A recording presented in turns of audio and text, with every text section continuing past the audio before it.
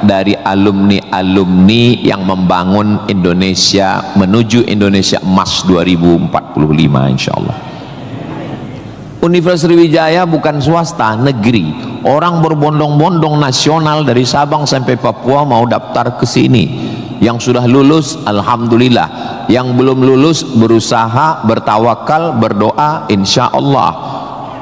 Enggak lulus-lulus innalillah. Sudah lulus belajar banggakan orang tua. Nggak usah dulu matanya jelalatan lirik sana lirik sini, nembak cewek nggak diterima, cinta ditolak, kapak bertindak. Nggak usah, serius aja belajar. Saya jadi mahasiswa sama seperti adik-adik. Saya sampai di Kairo 5 September 1998. Belajar 99, 2000, 2001, 2002. 4 tahun saya di Mesir, tidak pernah pacaran sekalipun. Makanya saya ngomong sekarang ringan. Coba kalau saya dulu playboy cap gayung, susah saya ngomong. Jadi apa yang kita rasakan waktu kuliah dulu, ya kita lah ngomongnya cair aja. Adik-adik jangan pacaran, yang penting kualitas belajar, sibuk menyibukkan pikiran untuk belajar. Terus Ustadz dulu nggak pacaran itu gimana ceritanya? Mahasiswa Indonesia 2400, yang laki-laki 2100, yang perempuan 300. Saya termasuk yang tereliminasi, kalah dalam persaingan. Tapi kalau kita kalah dari satu sisi, jangan kalah dari sisi yang lain. Saya alhamdulillah untuk masalah pacaran mungkin saya kalah. Saya bukan petualang, saya kurang suka adventure. Tapi dalam masalah belajar saya serius. Di Al-Azhar tidak pakai sistem SKS, dia pakai sistem paket. 1 tahun ada 14 mata kuliah tambah 2 juz hafalan Quran, dan dibagi 2 termen, 7 termen awal, 7 termen 2. 14 mata kuliah, kalau nggak lulus 3 ulang setahun. 3 mata kuliah itu hanya diulang dalam setahun, habis umur. Maka saya berusaha belajar pagi, petang, siang, malam, tetap tidur dan makan. Dan akhirnya saya selesai S1 masuk bulan September. Saya selesai S1 bulan Juli. Saya selesaikan S1 saya 3 tahun 10 bulan. Selesai 3 tahun 10 bulan. Belajarnya bahasa Arab, diktatnya bahasa Arab, dosennya orang Arab. Maka saya kalau ketemu sama mahasiswa saya tanya, semester berapa? 4 Pak Ustadz. Tapi mukanya kok tua kali. 14 Pak Ustadz. Kok bisa kamu sampai semester 14? Dosennya orang Indonesia, diktatnya bahasa Indonesia, referensinya Indonesia, campur Inggris dikit, makalah bisa campur AI. Kenapa kuliah bisa begitu lama? Apa kuncinya Ustadz, kenapa kuliah bisa cepat? Kuncinya simple aja. Saya kan belajar dulu dapat beasiswa dari Al-Azhar. Al-Azhar itu kalau tidak naik tingkat setahun, beasiswanya potong 50%. Kalau nggak naik 2 tahun, putus. Kalau 3 tahun nggak naik, DO. Kalau sudah DO, tidak dikasih tiket pulang. Siap-siap membuat rakit dari Sungai Nil ke Sungai Siak. Jadi yang membuat saya serius belajar itu adalah karena takut nggak makan dan takut nggak dapat tiket pulang. Jadi saya juga terlalu muluk-muluk. Saya nggak berani juga menasihati adik-adik. Saya belajar serius karena takut kepada Allah. Dulu kita nggak begitu. Ya itu. Makanya kalau ada mahasiswa, Ustaz Somad, ya, tolong saya kasih tips biar supaya serius belajar dan nggak pacaran. Saya bilang, cewek itu mau sama kau karena kau berduit. Kalau kau nggak berduit, nggak ada cewek mau. Kalau ada juga cewek mau, kau nggak berduit, dia tetap mau. Dua kemungkinan. Pertama, memang kau betua. Yang kedua, cewek itu bodoh. Iya, kan bodoh itu. Udah jelas laki-laki nggak ada duit, mau juga dia. Pelet apa yang dia pakai? Dari semester 1 pacaran, semester 2 sampai KKN, bonceng sana bonceng sini, pergi sana pergi sini, pacaran 5 tahun, ditinggal pas lagi sayang-sayangnya. Mohon maaf, kalau ada mahasiswi yang mau pacaran sampai 5 tahun, itu sama seperti iklan roti, dibuka, dijilat, dicelupin, gak dimakan-makan. Kira-kira yang rugi cewek apa cowok?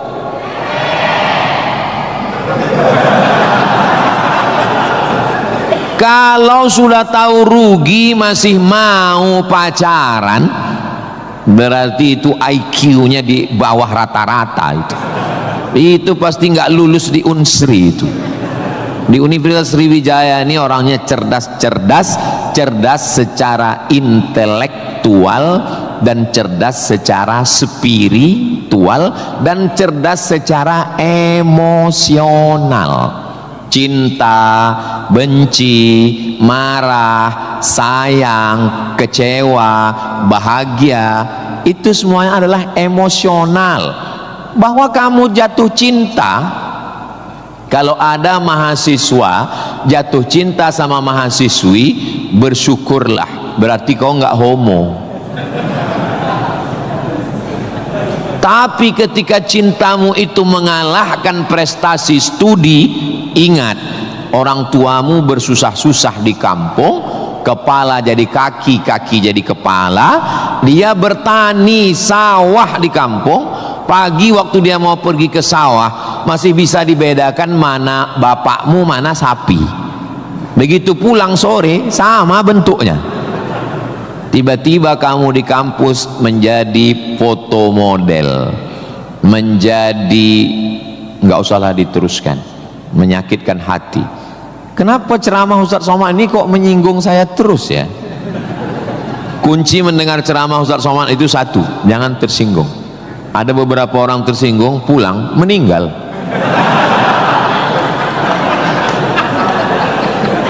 Saudaraku yang dimuliakan Allah, belajar ini seperti pakai kacamata kuda. Jadi waktu belajar dulu pakai kacamata kuda, jangan tengok kanan, jangan tengok kiri, fokus ke depan, tentukan arahmu, maka alam semesta akan membantu. Tentukan targetmu, mana last destination, stasiun terakhir yang mau ditarget mana. Setelah itu langkah karena kakimu, karena kau bertuhan, serahkan pada Allah. Bismillahi tawakkaltu ala Allah, la haula wala quwata illa billah. Ustadz dulu cita-citanya apa? Cita-cita saya selesai S1, habis itu saya S2, habis itu saya S3. Setelah saya doktor, saya mau jadi dosen, dan setelah nanti dapat duit, saya mau membahagiakan orang tua. Cita-cita saya nggak banyak, nggak ada cita-cita saya dulu diundang memberikan kuliah umum ke Universitas Sriwijaya, naik helikopter, nggak ada sama sekali, nggak terpikir di kepala saya, nggak ada terlintas. Cita-cita saya simple, singkat aja. Yang penting kuliah S1, S2, S3, habis itu doktor, jadi dosen, pulang ke kampung, ngajar, membahagiakan orang tua. Makanya waktu saya kuliah di Maroko, saya anak pertama, adik saya anak kedua. Kami cuman berdua, adik beradik, saudara kandung laki-laki dua-duanya. Kata adik saya mau nikah. Saya tunggu kamu pulang selesai S2 di Maroko atau gimana? Saya bilang kau nikah aja duluan, karena aku nggak jelas tanggalnya nih kapan. Pulang pun aku belum tentu nikah. Aku masih banyak cita-citaku. Aku masih selesai S2, aku mau S3, aku mau jadi dosen, aku dapat uang, bahagiakan. Kau kalau mau nikah, nikahlah duluan. jangan terhalang karena aku. Alhamdulillah adik saya menikah duluan, anaknya sekarang sudah gadis, anak perempuan pertama, dan sekarang sudah belajar di Al-Azhar Kairo, Mesir. Jadi kita bagi-bagi, kau bahagiakan dengan ibu punya cucu, dan aku membahagiakan dengan kuliahku. Nah, jadi kalau kita mau kuliah, jangan juga kita halangi adik-adik kita yang mau nikah. Nah, jangan sampai kita mau S2, S3, S teler, S cendol, S doger, S Bandung, sampai yang di bawah-bawah ini terhalang, terkendala. Nah, tapi insya Allah adik-adik semua sesuai dengan apa spesialisasi kita. Jangan belajar di tempat yang kita nggak minat, nggak suka, akhirnya kita menderita. Kita udah nggak suka bidang ini, tapi karena terpaksa akhirnya menderita, stres, depresi, mati. Apa yang suka? Ini Pak Ustadz, anak saya ini dari kecil memang saya lihat kemana-mana bawa martil Pak Ustadz, masuk fakultas hukum jadi hakim konstitusi, insya Allah. Nggak lulus Pak Ustadz, jadi tukang. Mohon maaf Pak Tukang, jangan tersinggung, karena masjid ini selesai juga karena ada tukang. Anak saya ini kemana-mana bawa jarum suntik Pak Ustadz, fakultas kedokteran. Nggak lulus, pecandu narkoba. Nah, jadi kemana arah kita? Ustadz Somad dulu biasanya anak itu dari kecil sudah kelihatan itu bakatnya kemana. Saya tanya sama emak saya, aku mak dulu kecil kemana arahku? Kau dulu, kata emak saya, kalau kusuruh beli gula sama beli minyak ke warung nggak pulang-pulang. Kenapa? Cerita sama orang di warung itu, cerita. Kalau lagi keluar main dulu itu, kalau masuk kelas jam istirahat itu dulu namanya keluar main. Bapak Zul gitu juga? Berarti udah tua. Anak sekarang nggak tahu, sebaya kita berarti, sama-sama 28 tahun. Masalah umur ini kan bukan masalah angka, tapi masalah rasa. Saya terus terang, kalau di tempat lain saya ceramah saya merasa tua, tapi di Unsri ini rasa semester 7 ini sekarang. Nah, itu maka saya memang minta itu kepada Ustadz Kemas Ali, tolong kalau saya datang ke Sumatera Selatan 5 unsur mesti tercapai. Saya ada ceramah di kantor, alhamdulillah tadi sudah di kantor polisi.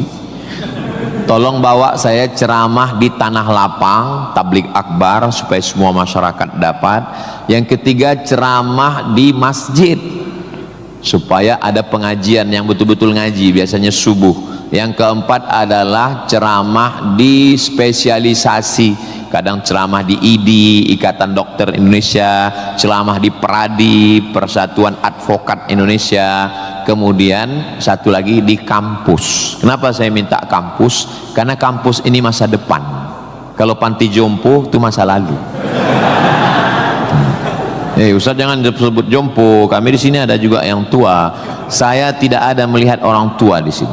Ini hanyalah anak-anak muda yang terjebak di tubuh yang tua. Nah, jadi sebetulnya masalah tua dan muda itu adalah masalah semangat dan perasaan. Kalau semangatnya muda, perasaannya muda, maka disebut dia dengan sumpah pemuda. Padahal yang bersumpah itu orang tua. Tapi karena dia semangat, memang luar biasa Masjid Nabawi Unsri ini. TV-nya 4 di kiri, 4 di kanan. Luar biasa katanya. Kadang kita ceramah di beberapa masjid itu kecil aja TV-nya. Ini sampai 4. Ini menunjukkan anggaran untuk kampus ini memang hebat. Itu luar biasa. Jadi kalau ada orang mengatakan bahwa Sumatera Selatan itu bawahnya itu banyak emas, memang datanglah ke Unsri, memang terbukti atapnya pun emas. Nggak salah itu Pak Ketua HIPMI, memang banyak emas yang perlu digali di Sumatera Selatan ini, dan Unsri sudah mewujudkannya di atas. Siapa yang bisa melakukan bukan eksploitasi, tapi menggali potensi yang ada di alam ini, nah itu adalah mahasiswa. Inna fi khalqis samawati, dalam penciptaan langit, wal ardi, penciptaan bumi, wakhtilafil laili wan nahari, perputaran siang dan malam, la ayat, itu semua adalah ayat-ayat. Apa yang kau tahu tentang ayat? Ayat kursi Pak Ustaz. Apa yang kau tahu tentang ayat? Ayat Al-Quran Pak Ustaz. Apa yang kau tahu tentang ayat? Ayat-ayat cinta Pak Ustaz. Ayat semesta.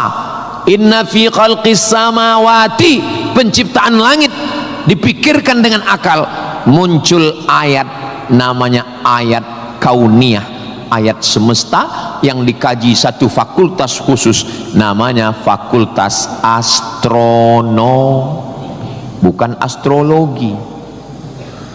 Yang perlu dipelajari itu astronomi, bukan astrologi. Kalau yang astrologi itu, Anda lahir bulan April, bintang Anda Taurus, jangan jatuh cinta dengan Pisces, karena kalau ikan jatuh cinta dengan kambing, nanti tinggalnya di mana?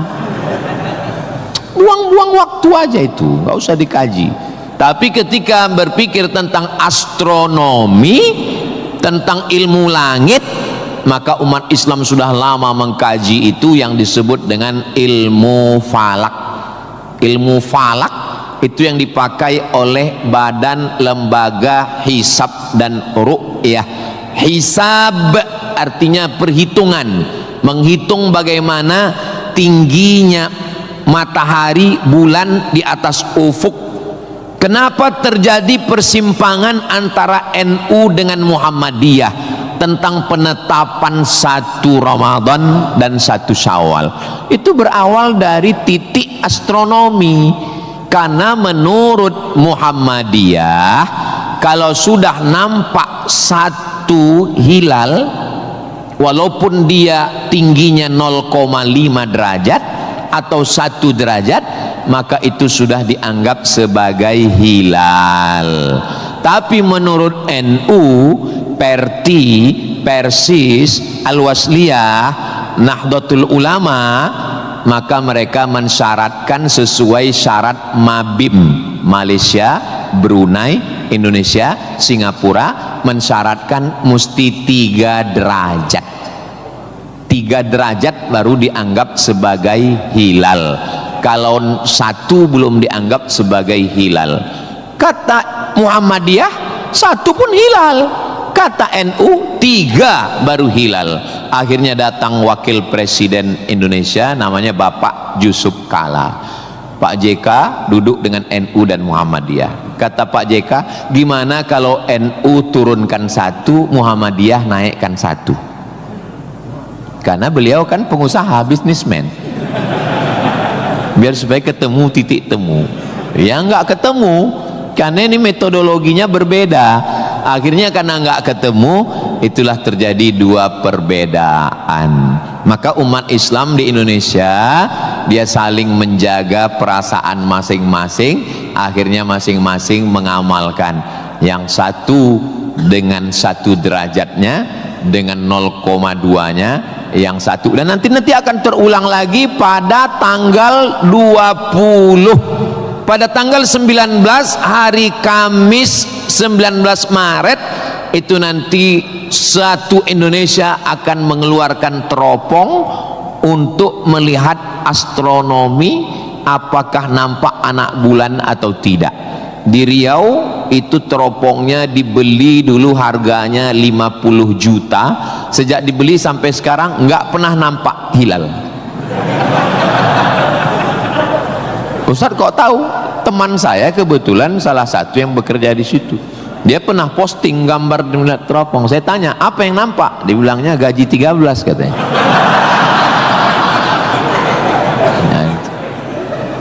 Nah, itu hanya bisa diselesaikan oleh astronomi. Ilmunya, orangnya astronom. Inna fi khalqis samawati wal ardi, bumi, satu fakultas muncul, namanya fakultas geologi. geo bumi, logi ilmu, geologi ilmu bumi. Ternyata di dalam bumi ini ada batu bara. Di dalam bumi Sumatera Selatan ini batu bara. Ustaz tahu dari mana? Tadi waktu kami naik heli tadi.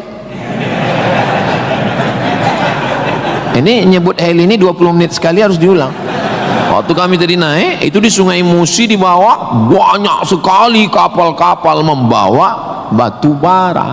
Batu bara itu di dalam tanah. Tapi kalau di Sumatera Utara di atas tanah. Abdul Somad batu bara. Di dalamnya ada nikel, di dalamnya ada minyak, di dalamnya ada emas, di dalamnya ada fosfat, di dalam ada gas, banyak sekali. Sebetulnya yang dicari Donald Bebek itu apa? Sampai jam 12 malam masuk ke kamar tidur Maduro, presiden Venezuela, yang lagi sedang tidur di samping istrinya dicomot oleh Donald. Sebenarnya Amerika cuman mencari satu, nyari minyak. Karena Amerika memang adidaya, betul. Amerika memang kaya, betul. Tapi Amerika nggak punya minyak, maka dia mesti ngambil Venezuela. Tapi minyak Venezuela ini juga nggak aman, maka dia perlu minyak yang aset paling besar di dunia. Di mana itu? Iran. Itu enaknya ceramah di Unsri ini, nyambung. Bagaimana saya bilang Iran? Dulu nama presidennya Reza Pahlavi, bisa diatur oleh Amerika, tapi kemudian datanglah pemimpin spiritual namanya Ayatollah Khomeini tahun 79 tahun 80, maka semua perusahaan Eropa, Amerika stop, nggak boleh masuk. Akhirnya dia diembargo selama 46 tahun. Gimana cara dia bisa hidup 46 tahun? Jual minyaknya kemana? Amerika nggak mau beli minyaknya, Eropa juga nggak mau. Kenapa Iran tetap bisa tumbuh? Dia jualnya ke Rusia dan Cina. Ada ilmu khusus yang mengkaji itu. Ilmu apa namanya? Geopolitik. Geo dunia, politik. Jadi politiknya bukan antar pilkada kabupaten, tapi geopolitik dunia. Maka Ayatullah ini mesti digulingkan. Meninggal Ayatullah Ruhollah Khomeini, digantikan penerusnya namanya Ayatollah Ali Khamenei. Khamenei mesti dibunuh karena dialah pemimpin spiritual, maka diserang, akhirnya meninggal. Mereka lupa, Amerika lupa.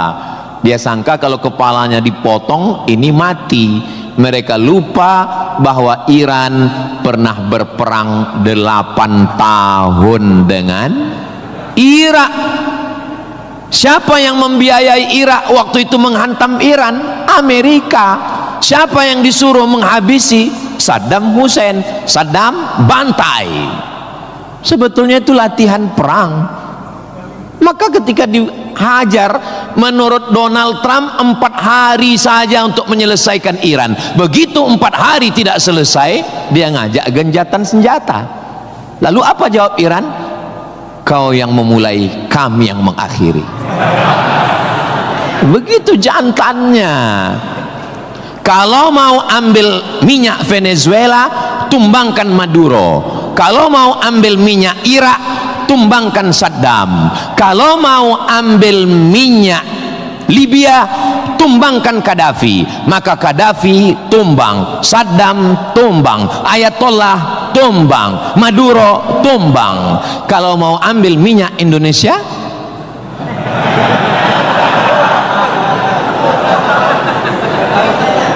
saudaraku yang dimuliakan Allah Subhanahu wa taala, itulah hebatnya. Jadi adik-adik, saya ajak 2 SKS kuliah geopolitik.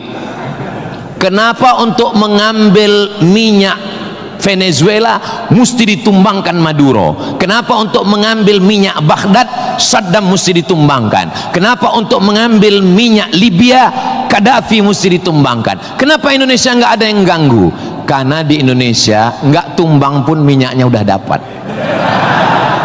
Saudara yang dimuliakan Allah Subhanahu wa ta'ala, sebetulnya dulu nggak tahu adik-adik belajar sejarah gimana, tapi kalau saya dulu belajar sejarah, Belanda datang ke Indonesia ingin mencari rempah-rempah, kayu manis, buah pala, merica, ketumbar. Kita pun waktu itu bingung, nanya sama guru SD, ya, Belanda kesini naik kapal kayu jauh-jauh dari Amsterdam, 3 bulan naik kapal cuman mau cari rempah. Iya katanya. Sekarang baru kita tahu mereka bukan nyari rempah, nyari minyak, ini udah di kapling-kaplingnya.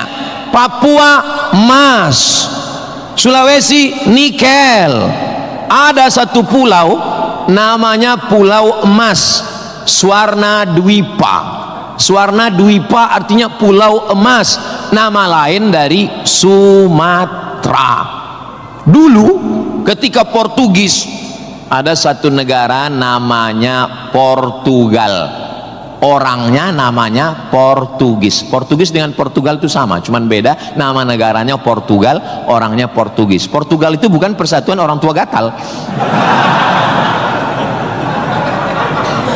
Mereka inilah yang datang untuk mengambil cengkeh ke Tidore dan Ternate, Sumatera, Kalimantan, Sulawesi. Antara Sulawesi dan Papua ada kerajaan kecil Tidore dan Ternate.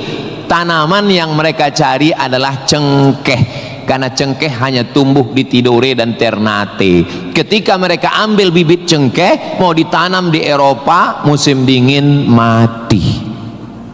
Indonesia ini potensinya luar biasa. Tidak ada negara miskin, yang ada adalah negara salah kelola. Ustaz sedang bicara Indonesia? Tidak, negara kita kaya. Saya bicara tentang Konoha. Maka saya tidak pernah pesimis, saya selalu optimis. Makanya walaupun ini bulan puasa, lapar, tapi suara saya menggelegar kan?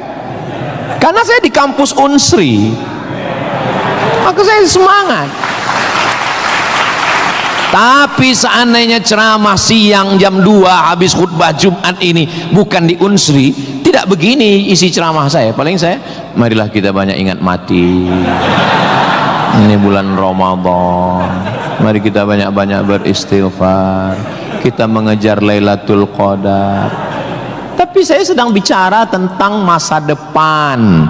Saya bicara dengan mahasiswa, mereka yang akan melanjutkan tongkat estafet perjuangan ini. Saya yakin dan percaya bidang pertanian sudah, peternakan sudah, geopolitik mereka sangat paham, dan masalah spiritual batinnya mereka dididik di dalam Masjid Nabawi. Mereka diingatkan tentang 3. Adik-adik belajar agama ini nggak usah repot, nggak usah ribet, nggak usah jelimet. Yang penting di dalam hati itu ada 3. Pertama, akidah. Wujud qidam baqa mukhalafatu lil hawadisi qiyamuhu binafsihi wahdaniyah qudrat iradat ilmun sama basar kalam sifat 20. Ini akidah kita Imam Abul Hasan Al-Asy'ari. Yang kedua, setelah akidahnya mantap, dia mau beribadah. Di mana caranya beribadah? Rukun, syarat, wajib, sunnat. Inilah yang kedua, namanya fikih.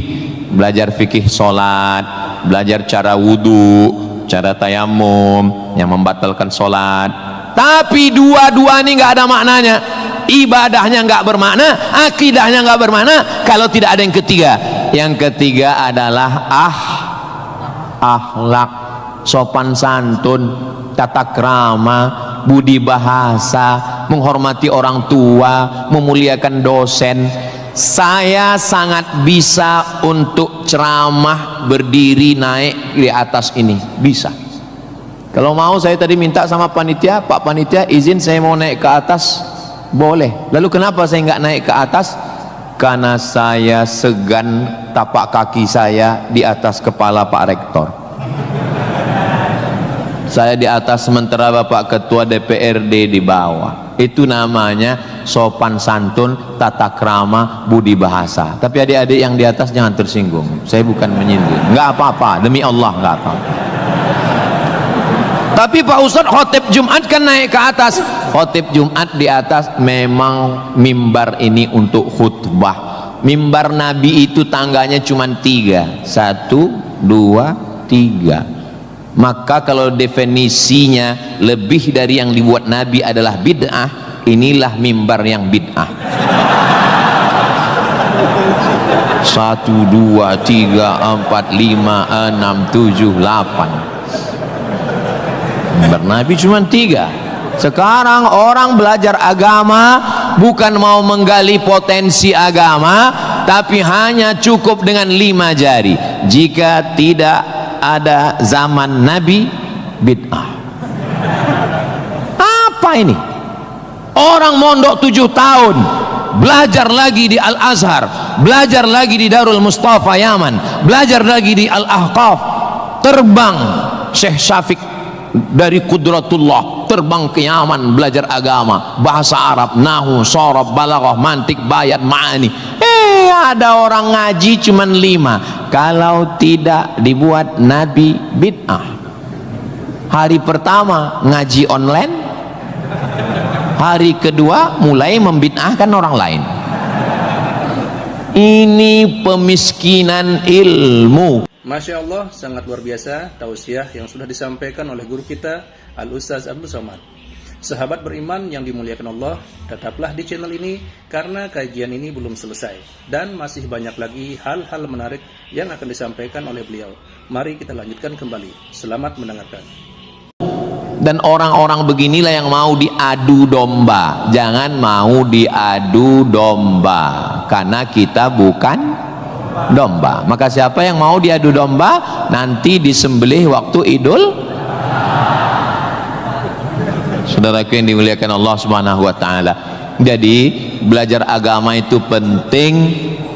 Kalau di universitas agama Islam memang dia ada pelajaran yang begitu banyak.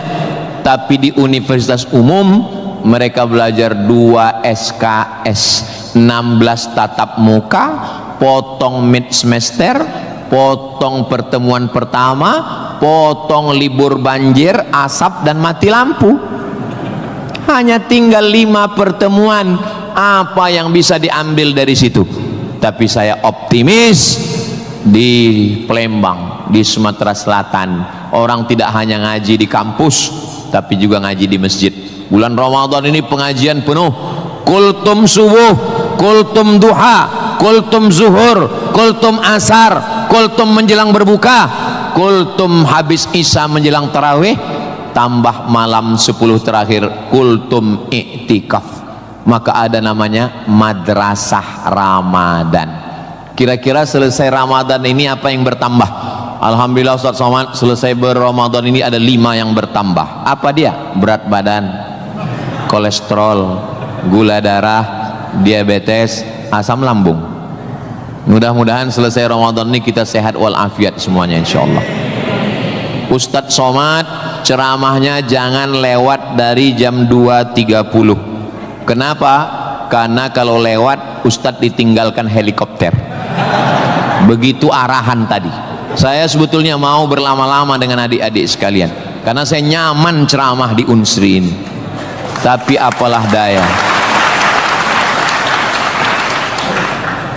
memang sedap makan ikan gulama dimakan sambil nonton Harry Potter. Saya tidak bisa berlama-lama karena takut ditinggalkan helikopter. Itulah yang dapat saya sampaikan pada kesempatan yang baik dan mulia ini. Adapun tepuk tangan yang kurang semangat saya maklum karena lapar semuanya. Kepada Bapak Rektor dan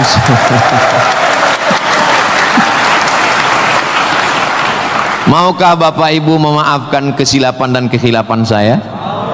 Di akhir majelis saya tutup dengan satu pantun penutup. Menangkap puyuh di Bukit Selasih. Thank you dan terima kasih. Assalamualaikum warahmatullahi wabarakatuh. Tadi dipesankan Ustaz langsung baca doa, Allahumma ja'al hadhil jami'ata jami'atan mubarakatan fiha. Ya Allah, jadikanlah Universitas Sriwijaya universitas yang penuh dengan keberkahan. Allahumma jazi asatidatina, berikanlah balasan terbaik kepada Bapak Rektor, Wakil Rektor, Dekan, Wakil Dekan, Ketua Jurusan, dosen-dosen kami ya Allah. Sahih ajsadahum, sehatkan badannya, qawi imanahum, kuatkan imannya, wajzi hasanatihim, berikan balasan terbaik untuk guru-guru kami ya Allah. Allahumma hafaz abna'ana wa banatina, adik-adik mahasiswa mahasiswi kami, jaga hati badan mereka dari fitnah akhir zaman ini ya Allah. Allahumma ja'al hadzal balada baladan amina, jadikanlah Sumatera Selatan Indonesia baldatun thayyibatun wa rabbun ghafur. Allahumma dafa'ana al-ghala wal waba wal fahsya wal riba waz zina, selamatkan dari malapetaka, bencana, riba, zina, narkoba, perbuatan keji dan mungkar. Allahumma ansur ikhwanana al-mujahidin al-mustad'afina fi Palestin, tolong saudara kami yang sedang teraniaya di Palestina ya Allah. Rabbana taqabbal minna, terimalah salat kami, puasa kami, qiyamul lail kami, tahajud kami, zikir kami, khataman Quran kami. Wa tammim taksirana, sempurnakan segala kekurangan kami. Waqtim bis salihati a'malana, tutup umur kami dengan husnul khatimah. Kama jama'tana fi hadzal majlisil mubarak, sebagaimana engkau kumpulkan kami di majlis ilmu di tempat terbaik, di waktu yang baik, dengan ibadah yang baik, kumpulkan kami nanti di surga bersama Nabi Muhammad sallallahu alaihi wasallam. Rabbana atina fid dunya hasanah wa fil akhirati hasanah wa qina adzabannar. Wa sallallahu ala sayyidina Muhammad wa ala alihi wa sahbihi wa sallam, walhamdulillahi rabbil alamin. Taqabbalallahu minkum minna wa minkum taqabbal ya karim. Adik-adik jangan berdiri dulu, duduk. Saya dengan Pak Rektor dengan Civitas Akademika duduk di depan, lalu diambil fotonya dari sini. Soto bukan sembarang soto, soto dimakan di tengah laut, foto bukan sembarang foto, habis foto cepat diupload. Assalamualaikum warahmatullahi wabarakatuh. Alhamdulillahirrabbilalamin. Demikianlah tausiah yang sangat luar biasa yang sudah kita dengarkan bersama dari guru kita Al-Ustaz Abdul Somad. Tentunya banyak sekali ilmu, hikmah dan manfaat yang bisa kita jadikan pelajaran dalam kehidupan kita sehari-hari. Sahabat beriman yang dimuliakan Allah, mari kita doakan guru kita, semoga beliau selalu diberikan kesehatan dan dimudahkan segala urusannya. Dan buat sahabat semua yang sudah setia menyimak video ini sampai selesai, saya ucapkan terima kasih banyak. Semoga Allah Subhanahu wa taala senantiasa selalu melimpahkan segala rahmat dan karunia-Nya kepada sahabat semua. Selalu diberikan kesehatan, dimudahkan segala urusannya, dan dilancarkan rezekinya. Amin ya rabbal alamin. Demikian yang dapat saya bagikan, kurang lebihnya mohon maaf. Sampai bertemu lagi di video berikutnya. Wassalamualaikum warahmatullahi wabarakatuh. Setelah kita mendengarkan bersama tausiah yang sangat luar biasa dari guru kita Al-Ustaz Abdul Somad, sekarang mari kita lanjutkan aktivitas kita masing-masing. Semoga apa yang sudah disampaikan oleh beliau bisa menjadi ilmu yang bermanfaat dalam kehidupan kita sehari-hari. Selamat beraktivitas buat sahabat semua dan sukses selalu. Sampai bertemu lagi di video Ar-Razzaq 313 berikutnya. Wabillahi taufiq wal hidayah. Wassalamualaikum warahmatullahi wabarakatuh. Bismillahirrahmanirrahim. Assalamualaikum warahmatullahi wabarakatuh. Alhamdulillahirrabbilalamin. Wassalatu wassalamu ala asyrafil anbiya wal mursalin Sayyidina Muhammadin wa ala alihi wa sahbihi ajma'in, amma ba'du. Sahabat beriman yang dirahmati Allah, syukur alhamdulillah kita bertemu lagi di channel Ar-Razzaq 313. Pada kesempatan yang berbahagia ini, saya mengajak kita semua untuk bersama-sama mendengarkan tausiah yang sangat luar biasa yang akan disampaikan oleh guru kita Al-Ustaz Abdul Somad. Tentunya banyak sekali ilmu, hikmah dan manfaat yang bisa kita jadikan pelajaran dalam kehidupan kita sehari-hari. Berikut ini mari kita sama-sama dengarkan isi tausiah beliau. Selamat mendengarkan. Sebetulnya yang dicari Donald Bebek itu apa? Sampai jam 12 malam masuk ke kamar tidur Maduro, presiden Venezuela yang lagi sedang tidur di samping istrinya dicomot oleh Donald. Sebenarnya Amerika cuman mencari satu, nyari minyak. Karena Amerika memang adidaya, betul. Amerika memang kaya, betul. Tapi Amerika nggak punya minyak, maka dia mesti ngambil Venezuela. Tapi minyak Venezuela ini juga nggak aman, maka dia perlu minyak yang aset paling besar di dunia. Di mana itu? Iran. Itu enaknya ceramah di Unsri ini, nyambung. Bagaimana saya bilang Iran? Dulu nama presidennya Reza Pahlavi, bisa diatur oleh Amerika, tapi kemudian datanglah pemimpin spiritual namanya Ayatollah Khomeini tahun 79 tahun 80, maka semua perusahaan Eropa, Amerika stop, nggak boleh masuk. Akhirnya dia diembargo selama 46 tahun. Gimana cara dia bisa hidup 46 tahun? Jual minyaknya kemana? Amerika nggak mau beli minyaknya, Eropa juga nggak mau. Kenapa Iran tetap bisa tumbuh? Dia jualnya ke Rusia dan Cina. Ada ilmu khusus yang mengkaji ini. Ilmu apa namanya? Geopolitik. Geo dunia, politik. Jadi politiknya bukan antar pilkada kabupaten, tapi geopolitik dunia. Maka Ayatullah ini mesti digulingkan. Meninggal Ayatullah Ruhollah Khomeini, digantikan penerusnya namanya Ayatollah Ali Khamenei. Khamenei mesti dibunuh karena dialah pemimpin spiritual, maka diserang, akhirnya meninggal. Mereka lupa, Amerika lupa. Dia sangka kalau kepalanya dipotong ini mati. Mereka lupa bahwa Iran pernah berperang 8 tahun dengan Irak. Siapa yang membiayai Irak waktu itu menghantam Iran? Amerika. Siapa yang disuruh menghabisi? Saddam Hussein. Saddam bantai. Sebetulnya itu latihan perang. Maka ketika dihajar, menurut Donald Trump 4 hari saja untuk menyelesaikan Iran. Begitu 4 hari tidak selesai, dia ngajak genjatan senjata. Lalu apa jawab Iran? Kau yang memulai, kami yang mengakhiri. Begitu jantannya. Kalau mau ambil minyak Venezuela, tumbangkan Maduro. Kalau mau ambil minyak Irak, tumbangkan Saddam. Kalau mau ambil minyak Libya, tumbangkan Gaddafi. Maka Gaddafi tumbang, Saddam tumbang, Ayatollah tumbang, Maduro tumbang. Kalau mau ambil minyak Indonesia,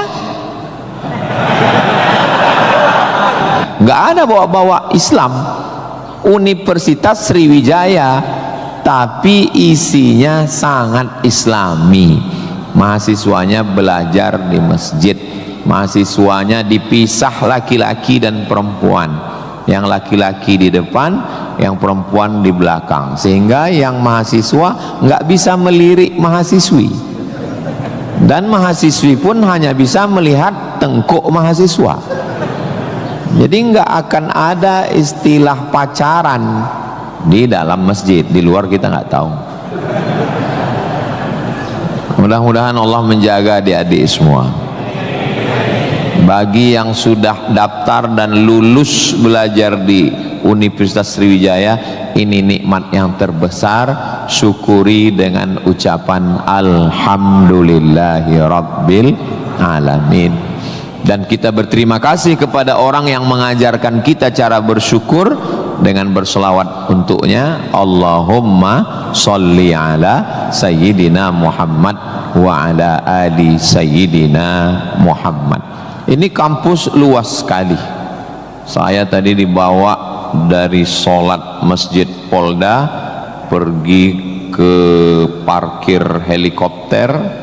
Lalu saya sebenarnya mau cerita bahwa saya naik heli, itu aja sebetulnya. Iya, kadang orang cerita mutar-mutar substansinya sulit dipahami. Kenapa kita mesti naik heli. Ini kampusnya Ustadz kalau lewat tol lebih kurang 40 menit dari kota Palembang. Kenapa kampusnya mesti jauh? Ternyata di sini ada 700 hektar kampus yang begitu luas, dan di sini tidak hanya manusia, monyet pun jumpa tadi. Jadi kampus itu idealnya memang begitu. Jangan sampai fakultas pertanian nggak pernah megang tanah, beternak ikan di atas kertas. Fakultas peternakan, fakultas perikanan, tapi nggak pernah megang ikan, hanya presentasi makalah. Begitu lulus kerja jadi teller di bank, nggak nyambung. Maka di sini praktek. Tadi saya diberitahu oleh Bapak Ketua HIPMI, Ustadz Somad, ini tempat praktek pertanian. Masya Allah, negara kita ini, kami dari atas tadi, gemah ripah loh jenawi, tongkat dan batu jadi tanaman, hijau untayan katulistiwa, tapi berasnya impor. Kenapa? Padahal tanah begitu luas. Menunggu sarjana-sarjana pertanian dari Universitas Sriwijaya. Begitu. Kenapa enggak kita tanam? Kalau kita tanam otomatis tanah kita berkah. Kalau sudah dia nanam padi, pasti dia malam berdoa sama Allah, tumbuhkan padiku, berkahkan rezekiku, turunkan hujannya. Kalau sudah ditanam, otomatis ekonomi bangkit, orang akan bekerja, otomatis padi tadi akan dibawa ke kilang padi untuk mengupas kulit padi jadi beras. Berasnya diperdagangkan, diniagakan di pasar-pasar hidup. Tapi tidak semua orang mau. Kenapa? Karena dengan import ada fee, ada uang masuk, ada kejahatan, membunuh petani, membunuh pedagang, akhirnya orang dininabobokan. Jadi solusinya apa? Solusinya semua mesti berangkat dari kampus. Kampus apa? Kampus Universitas Sriwijaya. Ustadz beberapa kali nih nyebut Universitas Sriwijaya, dia memang setiap 5 menit sekali disebut. Terus kalau orang belajar di Universitas Sriwijaya ini, Ustadz Somad dapat apa? Saya dapat amal jariah dari alumni-alumni yang membangun Indonesia menuju Indonesia Emas 2045 insyaallah. Universitas Sriwijaya bukan swasta, negeri. Orang berbondong-bondong nasional dari Sabang sampai Papua mau daftar ke sini. Yang sudah lulus alhamdulillah, yang belum lulus berusaha, bertawakal, berdoa, insya Allah. Enggak lulus innalillah. Sudah lulus, belajar, banggakan orang tua. Enggak usah dulu matanya jelalatan, lirik sana lirik sini, nembak cewek enggak diterima, cinta ditolak, kapak bertindak. Enggak usah, serius aja belajar. Saya jadi mahasiswa sama seperti adik-adik. Saya sampai di Kairo 5 September 1998. Belajar 99, 2000, 2001, 2002. 4 tahun saya di Mesir, tidak pernah pacaran sekalipun. Makanya saya ngomong sekarang ringan. Coba kalau saya dulu playboy cap gayung, susah saya ngomong. Jadi apa yang kita rasakan waktu kuliah dulu, ya kita lah ngomongnya cair aja. Adik-adik jangan pacaran, yang penting kualitas belajar, sibuk menyibukkan pikiran untuk belajar. Terus Ustadz dulu nggak pacaran itu gimana ceritanya? Mahasiswa Indonesia 2400, yang laki-laki 2100, yang perempuan 300. Saya termasuk yang tereliminasi. kalah dalam persaingan. Tapi kalau kita kalah dari satu sisi, jangan kalah dari sisi yang lain. Saya alhamdulillah untuk masalah pacaran mungkin saya kalah. Saya bukan petualang, saya kurang suka adventure. Tapi dalam masalah belajar saya serius. Di Al-Azhar tidak pakai sistem SKS, dia pakai sistem paket. 1 tahun ada 14 mata kuliah tambah 2 juz hafalan Quran dan dibagi 2 termen, 7 termen awal, 7 termen 2. 14 mata kuliah, kalau nggak lulus 3 ulang setahun. 3 mata kuliah itu hanya diulang dalam setahun, habis umur. Maka saya berusaha belajar pagi, petang, siang, malam, tetap tidur dan makan, dan akhirnya saya selesai S1 masuk bulan September. Saya selesai S1 bulan Juli. Saya selesaikan S1 saya 3 tahun 10 bulan. Selesai 3 tahun 10 bulan. Belajarnya bahasa Arab, diktatnya bahasa Arab, dosennya orang Arab. Maka saya kalau ketemu sama mahasiswa saya tanya, semester berapa? 4 Pak Ustadz. Tapi mukanya kok tua kali. 14 Pak Ustadz. Kok bisa kamu sampai semester 14? Dosennya orang Indonesia, diktatnya bahasa Indonesia, referensinya Indonesia, campur Inggris dikit, makalah bisa campur AI. Kenapa kuliah bisa begitu lama? Apa kuncinya Ustadz, kenapa kuliah bisa cepat? Kuncinya simple aja. Saya kan belajar dulu dapat beasiswa dari Al-Azhar. Al-Azhar itu kalau tidak naik tingkat setahun, beasiswanya potong 50%. Kalau nggak naik 2 tahun, putus. Kalau 3 tahun nggak naik, DO. Kalau sudah DO, tidak dikasih tiket pulang. Siap-siap membuat rakit dari Sungai Nil ke Sungai Siak. Jadi yang membuat saya serius belajar itu adalah karena takut nggak makan dan takut nggak dapat tiket pulang. Jadi saya juga terlalu muluk-muluk. Saya nggak berani juga menasihati adik-adik. Saya belajar serius karena takut kepada Allah. Dulu kita nggak begitu. Ya itu. Makanya kalau ada mahasiswa, Ustaz Somad, ya, tolong saya kasih tips biar supaya serius belajar dan nggak pacaran. Saya bilang, cewek itu mau sama kau karena kau berduit. Kalau kau nggak berduit, nggak ada cewek mau.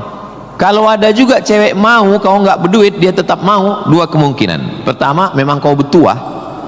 Yang kedua, cewek itu bodoh. Iya, kan bodoh itu. Udah jelas laki-laki nggak ada duit, mau juga dia. Pelet apa yang dia pakai? Dari semester 1 pacaran, semester 2 sampai KKN, bonceng sana bonceng sini, pergi sana pergi sini, pacaran 5 tahun, ditinggal pas lagi sayang-sayangnya. Mohon maaf, kalau ada mahasiswi yang mau pacaran sampai 5 tahun, itu sama seperti iklan roti, dibuka, dijilat, dicelupin, gak dimakan-makan. Kira-kira yang rugi cewek apa cowok?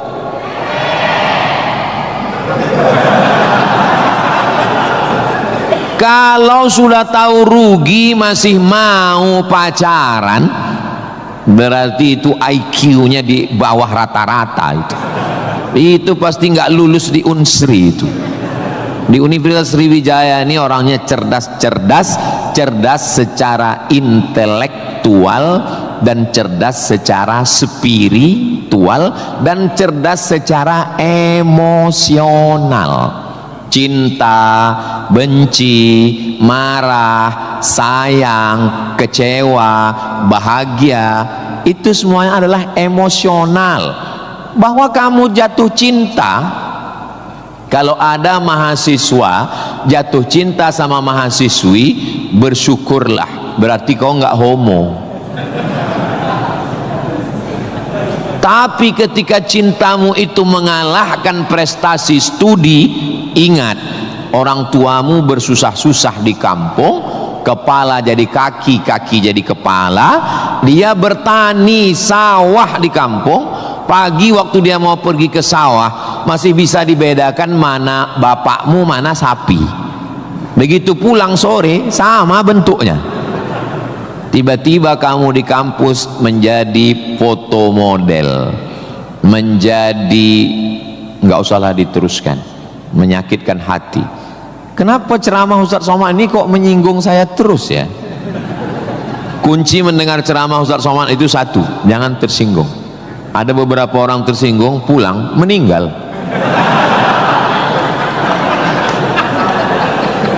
Saudaraku yang dimuliakan Allah, belajar ini seperti pakai kacamata kuda.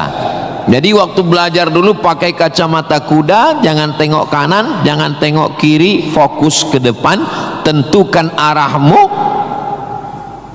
maka alam semesta akan membantu. Tentukan targetmu, mana last destination, stasiun terakhir yang mau ditarget mana. Setelah itu langkah kena kakimu, karena kau bertuhan, serahkan pada Allah. Bismillahi tawakkaltu ala Allah, la haula wala quwata illa billah. Ustadz dulu cita-citanya apa? Cita-cita saya selesai S1, habis itu saya S2, habis itu saya S3. Setelah saya doktor, saya mau jadi dosen, dan setelah nanti dapat duit, saya mau membahagiakan orang tua. Cita-cita saya nggak banyak. Nggak ada cita-cita saya dulu diundang memberikan kuliah umum ke Universitas Sriwijaya, naik helikopter, nggak ada sama sekali. Nggak terpikir di kepala saya, nggak ada terlintas. Cita-cita saya simple, singkat aja. Yang penting kuliah S1, S2, S3, habis itu doktor, jadi dosen, pulang ke kampung, ngajar, membahagiakan orang tua. Makanya waktu saya kuliah di Maroko, saya anak pertama, adik saya anak kedua. Kami cuma berdua adik beradik, saudara kandung laki-laki dua-duanya. Kata adik saya mau nikah. Saya tunggu kamu pulang selesai S2 di Maroko atau gimana?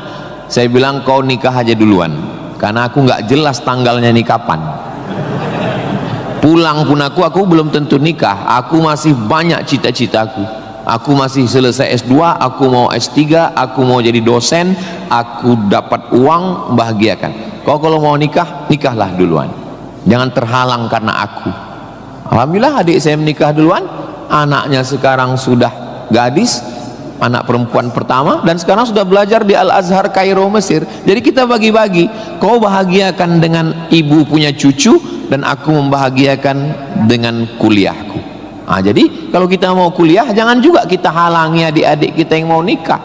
Nah, jangan sampai kita mau S2, S3, S teler, S cendol, S doger, S Bandung, sampai yang di bawah-bawah ini terhalang, terkendala.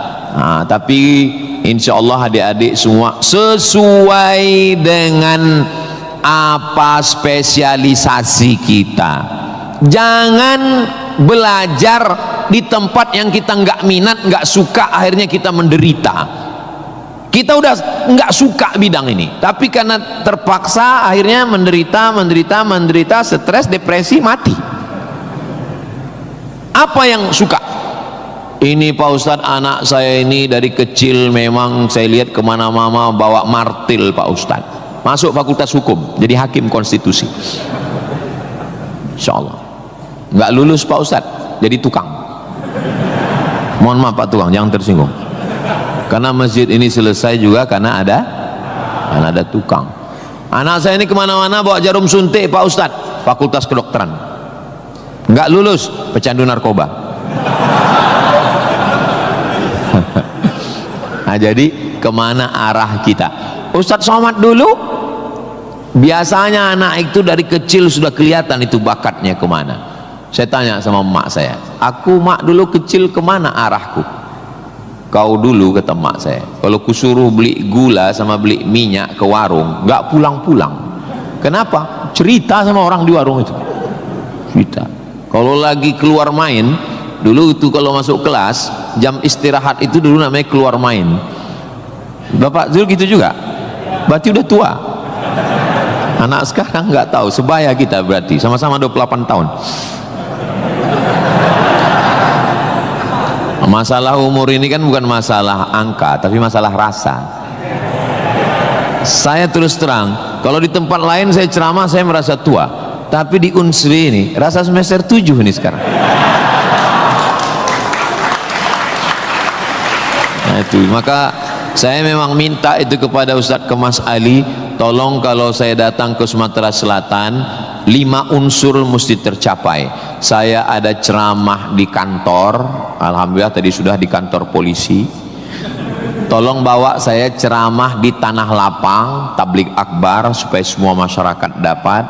Yang ketiga, ceramah di masjid supaya ada pengajian yang betul-betul ngaji, biasanya subuh. Yang keempat adalah ceramah di spesialisasi, kadang ceramah di IDI, Ikatan Dokter Indonesia, ceramah di PERADI, Persatuan Advokat Indonesia, kemudian satu lagi di kampus. Kenapa saya minta kampus? Karena kampus ini masa depan. Kalau panti jompo itu masa lalu.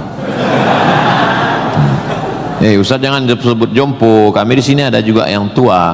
Saya tidak ada melihat orang tua di sini. Ini hanyalah anak-anak muda yang terjebak di tubuh yang tua. Nah, jadi sebetulnya masalah tua dan muda itu adalah masalah semangat dan perasaan. Kalau semangatnya muda, perasaannya muda, maka disebut dia dengan sumpah pemuda. Padahal yang bersumpah itu orang tua. Tapi karena dia semangat, memang luar biasa Masjid Nabawi Unsri ini. TV-nya 4 di kiri, 4 di kanan. Luar biasa katanya. Kadang kita ceramah di beberapa masjid itu kecil aja TV-nya. Ini sampai 4. Ini menunjukkan anggaran untuk kampus ini memang hebat. Itu luar biasa. Jadi kalau ada orang mengatakan bahwa Sumatera Selatan itu bawahnya itu banyak emas, memang datanglah ke Unsri, memang terbukti atapnya pun emas. Nggak salah itu Pak Ketua HIPMI, memang banyak emas yang perlu digali di Sumatera Selatan ini, dan Unsri sudah mewujudkannya di atas. Siapa yang bisa melakukan bukan eksploitasi, tapi menggali potensi yang ada di alam ini, itu adalah mahasiswa. Inna fi khalqis samawati, dalam penciptaan langit, wal ardi, penciptaan bumi, wakhtilafil laili wan nahari, perputaran siang dan malam, la ayat, itu semua adalah ayat-ayat. Apa yang kau tahu tentang ayat? Ayat kursi Pak Ustaz. Apa yang kau tahu tentang ayat? Ayat Al-Quran Pak Ustaz. Apa yang kau tahu tentang ayat? Ayat-ayat cinta Pak Ustaz. Ayat semesta. Inna fi khalqis samawati, penciptaan langit, dipikirkan dengan akal, muncul ayat namanya ayat kauniyah, ayat semesta yang dikaji satu fakultas khusus namanya fakultas bukan astrologi. Yang perlu dipelajari itu astronomi, bukan astrologi. Kalau yang astrologi itu Anda lahir bulan April, bintang Anda Taurus, jangan jatuh cinta dengan Pisces. Karena kalau ikan jatuh cinta dengan kambing, nanti tinggalnya di mana? Buang-buang waktu aja itu, nggak usah dikaji. Tapi ketika berpikir tentang astronomi, tentang ilmu langit, maka umat Islam sudah lama mengkaji itu yang disebut dengan ilmu falak. Ilmu falak itu yang dipakai oleh Badan Lembaga Hisab dan Ru'yah. Hisab artinya perhitungan, menghitung bagaimana tingginya matahari, bulan di atas ufuk, Kenapa terjadi persimpangan antara NU dengan Muhammadiyah tentang penetapan 1 Ramadan dan 1 Syawal? Itu berawal dari titik astronomi.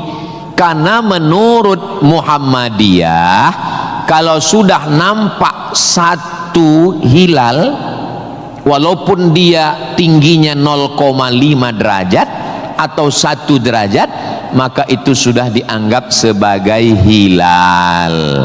Tapi menurut NU, Perti, Persis, Al-Wasliyah, Nahdlatul Ulama, maka mereka mensyaratkan sesuai syarat Mabim, Malaysia, Brunei, Indonesia, Singapura, mensyaratkan mesti 3 derajat. 3 derajat baru dianggap sebagai hilal. Kalau 1 belum dianggap sebagai hilal. Kata Muhammadiyah 1 pun hilal, kata NU 3 baru hilal. Akhirnya datang wakil presiden Indonesia, namanya Bapak Yusuf Kala. Pak JK duduk dengan NU dan Muhammadiyah. Kata Pak JK, gimana kalau NU turunkan 1, Muhammadiyah naikkan 1? Karena beliau kan pengusaha, bisnismen, biar supaya ketemu titik temu. Ya nggak ketemu, karena ini metodologinya berbeda. Akhirnya karena nggak ketemu, itulah terjadi 2 perbedaan. Maka umat Islam di Indonesia, dia saling menjaga perasaan masing-masing. Akhirnya masing-masing mengamalkan yang 1 dengan 1 derajatnya, dengan 0,2-nya yang 1, dan nanti akan terulang lagi pada tanggal 20, pada tanggal 19 hari Kamis 19 Maret itu nanti 1 Indonesia akan mengeluarkan teropong untuk melihat astronomi, apakah nampak anak bulan atau tidak. Di Riau itu teropongnya dibeli dulu harganya 50 juta. Sejak dibeli sampai sekarang nggak pernah nampak hilal. Ustaz kok tahu? Teman saya kebetulan salah satu yang bekerja di situ. Dia pernah posting gambar di melihat teropong. Saya tanya, apa yang nampak? Dibilangnya gaji 13 katanya.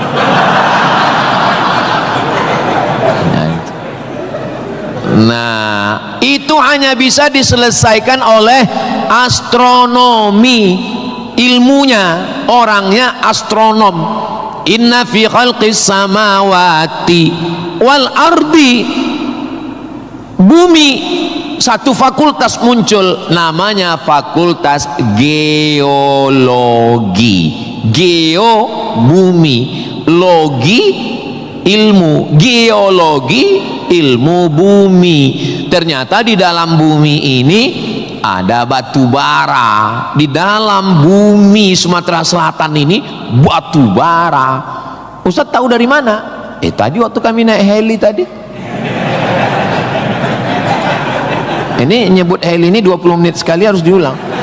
Waktu kami tadi naik, itu di Sungai Musi di bawah banyak sekali kapal-kapal membawa batu bara. Batu bara itu di dalam tanah. Tapi kalau di Sumatera Utara di atas tanah. Abdul Somad batu bara. Di dalamnya ada nikel, di dalamnya ada minyak, di dalamnya ada emas, di dalamnya ada fosfat, di dalam ada gas. Banyak sekali. Sebetulnya yang dicari Donald Bebek itu apa? Sampai jam 12 malam masuk ke kamar tidur Maduro, presiden Venezuela, yang lagi sedang tidur di samping istrinya dicomot oleh Donald. Sebenarnya Amerika cuman mencari satu, nyari minyak. Karena Amerika memang adidaya, betul. Amerika memang kaya, betul. Tapi Amerika nggak punya minyak, maka dia mesti ngambil Venezuela. Tapi minyak Venezuela ini juga nggak aman, maka dia perlu minyak yang aset paling besar di dunia. Di mana itu? Iran. Itu enaknya ceramah di Unsri ini, nyambung.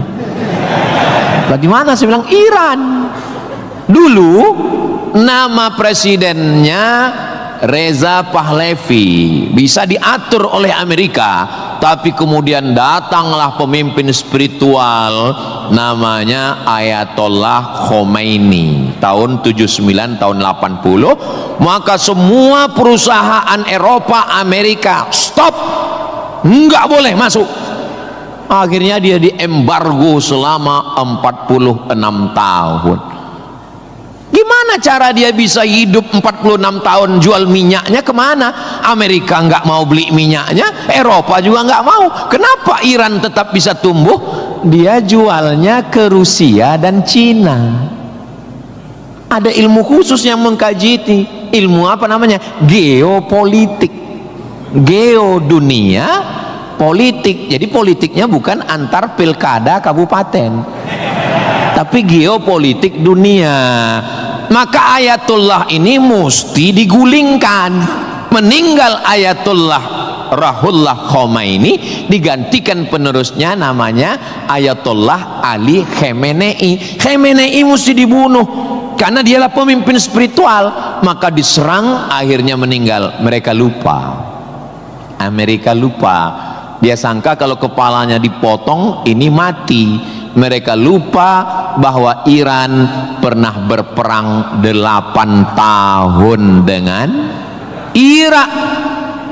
Siapa yang membiayai Irak waktu itu menghantam Iran? Amerika. Siapa yang disuruh menghabisi? Saddam Hussein. Saddam bantai. Sebetulnya itu latihan perang. Maka ketika dihajar, menurut Donald Trump 4 hari saja untuk menyelesaikan Iran. Begitu 4 hari tidak selesai, dia ngajak genjatan senjata. Lalu apa jawab Iran? Kau yang memulai, kami yang mengakhiri. Begitu jantannya.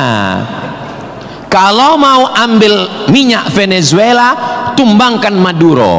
Kalau mau ambil minyak Irak, tumbangkan Saddam. Kalau mau ambil minyak Libya, tumbangkan Gaddafi. Maka Gaddafi tumbang, Saddam tumbang, Ayatollah tumbang, Maduro tumbang.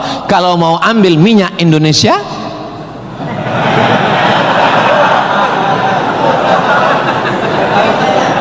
saudaraku yang dimuliakan Allah Subhanahu wa ta'ala, itulah hebatnya. Jadi adik-adik saya ajak 2 SKS kuliah geopolitik. Kenapa untuk mengambil minyak Venezuela mesti ditumbangkan Maduro? Kenapa untuk mengambil minyak Baghdad Saddam mesti ditumbangkan? Kenapa untuk mengambil minyak Libya Gaddafi mesti ditumbangkan? Kenapa Indonesia nggak ada yang ganggu? Karena di Indonesia nggak tumbang pun minyaknya udah dapat. Saudara yang dimuliakan Allah Subhanahu wa ta'ala, sebetulnya dulu nggak tahu adik-adik belajar sejarah gimana, tapi kalau saya dulu belajar sejarah, Belanda datang ke Indonesia ingin mencari rempah-rempah, kayu manis, buah pala, merica, ketumbar. Kita pun waktu itu bingung, nanya sama guru SD, ya, Belanda kesini naik kapal kayu jauh-jauh dari Amsterdam, 3 bulan naik kapal cuman mau cari rempah. Iya,